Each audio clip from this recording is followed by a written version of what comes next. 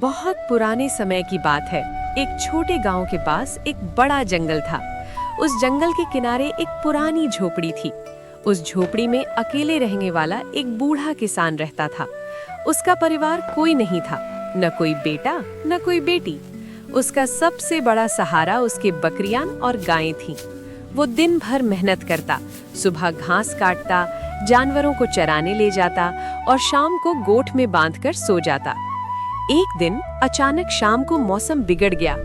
आसमान में काले बादल छा गए, हवा हुस हुस करती चली आ रही थी, बिजली चमक करती आकाश में चमकने लगी। बूढ़ा किसान झोपड़ी के अंदर चूल्हा जलाकर बैठा था। उसने अपने आप से कहा, हे भगवान, मुझे चोर से भी डर नहीं, बाघ से भी डर नहीं, लेकिन अगर वो धप्पा भूत आ गया तो मैं खत्म हो जाऊंगा। उसी समय झोपड़ी की खिड़की के बाहर एक भूखा बाघ छुपा बैठा था। वो गांव में जानवर खाने आया था, लेकिन किसान की बातें सुनकर बाघ अचानक डर गया।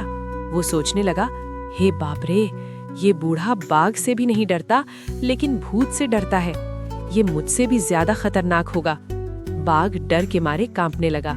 वो चुपचाप गोठ की ओर गया और अंधेरे में छिप गया। उसी रात गांव में एक चोर भी आया। उसने सोचा, आज मैं बूढ़े किसान की सबसे बड़ी बकरी चुरा लूंगा। चोर धीरे धीरे गोठ के अंदर घुसा, लेकिन अंधेरा इतना गाढ़ा था कि उसे कुछ दिखाई नहीं दे रहा था। उसने अपने आप से कहा, जो जानवर सबसे मजबूत है, उसको छूने पर वो सबसे ज्यादा उछलता है। चोर एक एक जानवर को छूते हुए आगे बढ़ा। अचानक उसका हाथ बाघ की पूंछ को छू गया। बाघ अचानक उछल पड़ा। धड़ाम! चोर खुशी से बोला, वाह, यही सबसे मजबूत बकरी है। बाघ डर के मारे सोच रहा था, हे भगवान, यही तो वो धप्पा भूत होगा। इसने मेरा पूंछ पकड़ लिया। बाघ डर के मारे अचानक दौड़ पड़ा। चोर भी पूंछ पकड़कर पीछे पीछे खिंचता गया। बाघ चीखते हुए भाग रहा था, हे भगवान, मुझे धप्पा भूत से बचाओ। चोर चिल्ला रहा था, अरे बकरी, और तेज दौड़। कुछ देर बाद चोर गिरकर जमीन पर पड़ा। बाघ जंगल की ओर भागकर गायब हो गया। सुबह उजाला होने पर चोर ने देखा कि उसके हाथ में जो वस्तु थी वो बकरी की पूंछ नहीं, बल्कि बाघ की पूंछ थी। चोर डर के मारे कांपने लगा।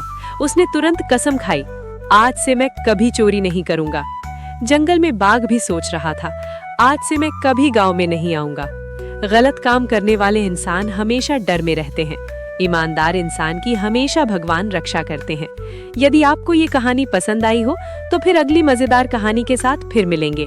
दोस्तों, अगर आपको कहानी अच्छी लगी तो लाइक करना न भूलें और ऐसी ही मजेदार कहानियों के लिए चैनल को सब्सक्राइब करना भी याद रखें। फिर मिलेंगे एक और अनोखी कहानी के साथ।